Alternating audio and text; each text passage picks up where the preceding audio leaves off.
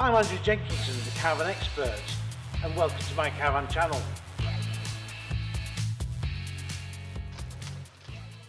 Hi, I'm here in the archives doing some research actually for my next new book, which is hopefully be out possibly the end of this year or the beginning of next. I'm not sure yet, but I'll give you more information on that as I do it.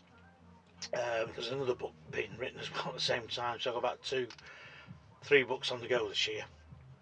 Anyway, enough of that. Used buys, the Swift Charisma, we've done the Freedom Microlight, and I thought it seems to be going relatively well. Do let me know, give me some comments as what you think of these next 2. What I'm doing now is 2 of them. I'm looking at it as though I'm a couple who were looking for a 2-berth tourer. We've got 9 grand as our tops, down to about 6,000, and 2 vans that I would sort of recommend anybody goes and looks at is A, the Lunar Ariva. I'm looking at a 2011 model, so that's around about the 8,500 to 9,000 price mark. It's a traditional 2-berth end kitchen, like the old end kitchen 2-berths used to be years and years ago.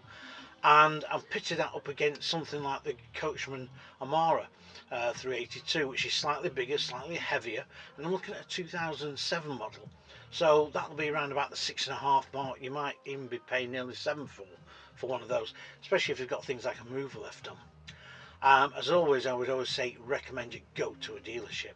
So we've got the Amara, which has a great range of tourers, now no longer made of course, and got soon replaced by the Vision, and of course Vision has now gone to the Arcadia. But the Amara was a great range of tourers, and it lasted for, I think, from about 1999, and they absolutely did prove a good seller for Coachman. Decent solid build tourer, decent spec, never ahead on design so much until the later ones, but lots of people liked them because they were just solid, dependable tourers. And as I say, 382 has the same layout as the Lunar Ariva, which is traditional end kitchen, corner washroom and front lounge. The Lunar Ariva, well, it's one of my favourites. The Ariva, I remember going and seeing it at the Lunar Trade Show in 1995. It replaced basically what the Meteorite was, which Lunar have always been very, very good. Or they were very good, sadly, they're no longer around. And I wish they'd re-emerge, I really do. I'd be down that factory straight away reporting back to you if that ever happens. But consequently, the Ariva was a great tourer. They did make a 4-berth version at one stage, I think 96, 97, but that was soon dropped.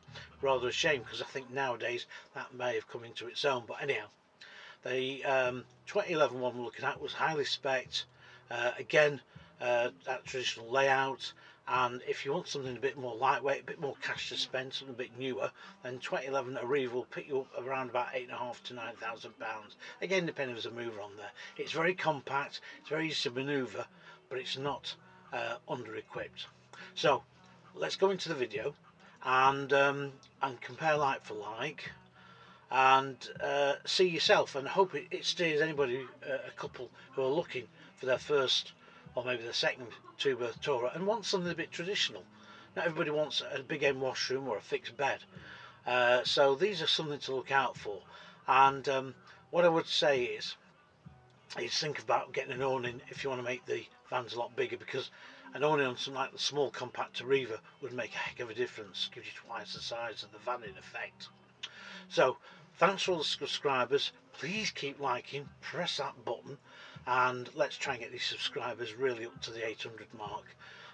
Thanks for everybody that's been coming on board, and I hope that all of my different things I do, the statics and everything, I hope it does sort of, interest a lot of people, even if you're not interested in a particular motorhome. You know, you'd be interested more in a tourer, but you still like the motorhome, and same with the holiday home static caravans. So without further ado, I'm going to go straight into this video, and let's see what's good and what's bad about these 2 model years, a 2011 Lunar and a 2007 Coachman. And I'll tell you what to look out for, give you the spec afterwards, and I hope that helps you choose your next tourer or your very first tourer for 2. Now go and watch the video, and stay safe, as they say.